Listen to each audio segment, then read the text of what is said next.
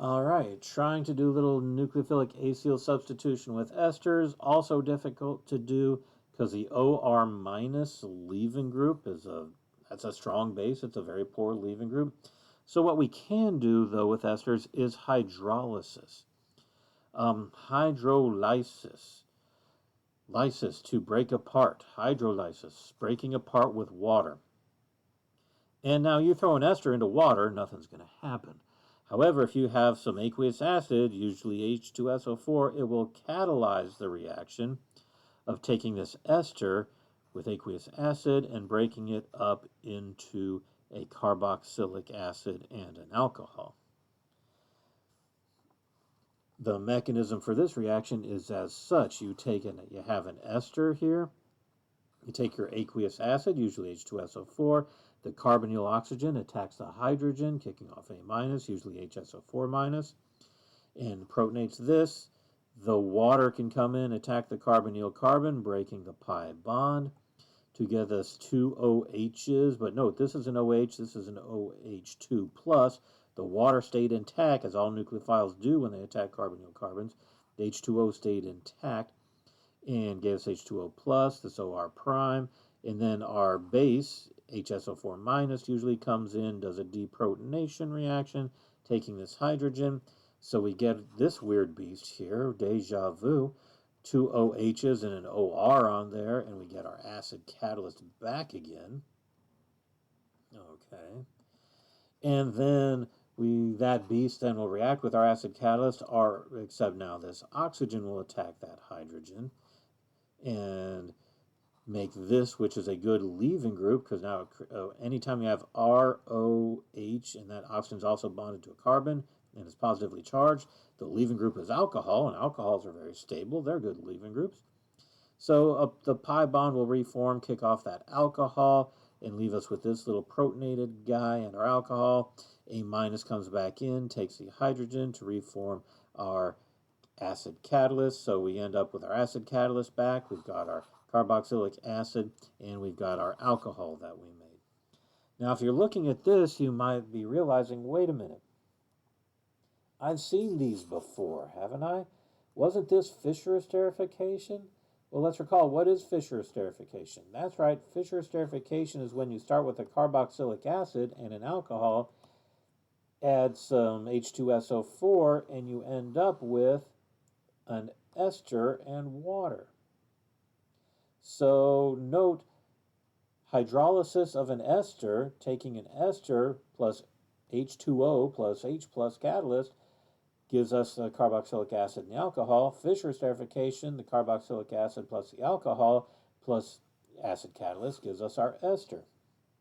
Yeah, as we had mentioned before when we're looking at Fischer esterification, didn't we say what prevents OR, this oxygen of OR, from snagging this hydrogen and going back as it did before with ester hydrolysis? That's what we're counting on here. We're counting on the OR to snag the hydrogen. So when we look back at Fischer esterification, both were at this point, and adding adding this hydrogen here. Actually, that's the reverse mechanism here. Is our reverse mechanism is our hydrolysis of the ester. So yeah, here we said, oh, this we mentioned before, why doesn't this OR attack that? We said it could, but it'll be going back the other way. As long as, recall when we're talking about this, as long as we keep the water to a minimum, this reaction is going to go. So what would Le Chatelier do to get our esterification to go? How would Le Chatelier make sure that forming the carboxylic acid and the alcohol was the way the reaction worked? That's right. Le Chatelier would add some more water. Make sure we have more water around, because the more water that's around, the more likely it is to push this reaction to the right, the hydrolysis of the ester.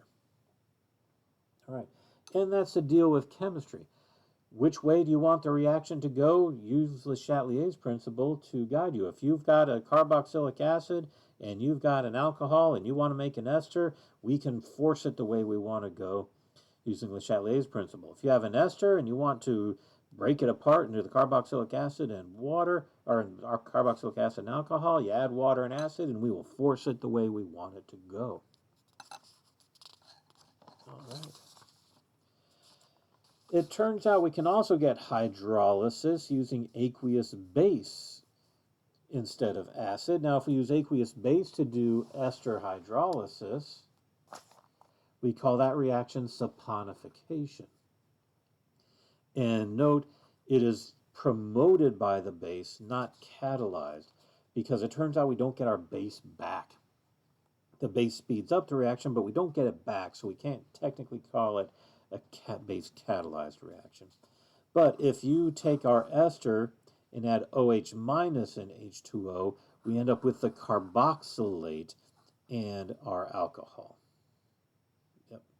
If we added H2O, and H plus, we end up with carboxylic acid and alcohol. Saponification, OH minus, we end up with our carboxylate and our alcohol. Although we can do extraction, separate these two, protonate this guy if we needed to. Now, recall with our acid catalyzed hydrolysis, what was the point of our acid catalyst? Why did we need the acid catalyst? Well, we needed it to protonate the carbonyl oxygen here, which made it positively charged, which through resonance gave us more positive charge on the carbonyl carbon. Water will just not attack a carbonyl carbon. Water is neutral. Carbonyl carbon isn't positive enough for it. But if we make that carbonyl carbon more positive by protonating that oxygen here, and resonance will move the positive charge onto this carbonyl carbon, then this carbonyl carbon is more positively charged. The water will attack it, much more likely to attack it with the higher positive charge on there.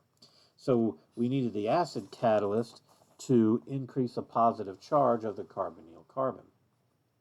With base, hey, we've got base in there. That's a strong nucleophile. This carbonyl carbon is positive enough for a negatively charged hydroxide. So it's just going to go ahead and attack, break the pi bond. Pi bond breaks and kicks off OR minus, and we're left with our carboxylic acid. But this is the funny part. So the pi bond reforms, OR minus leaves, so we've got a carboxylic acid and OR minus, an alkoxide, a nice strong base, which is going to immediately turn around and snag that hydrogen. It'll snag that hydrogen, and we'll get our carboxylate and our alcohol. Now, that's where the saponification ends. If we want our carboxylic acid, we have to add a little H+, add some acid, and we will protonate our carboxylate.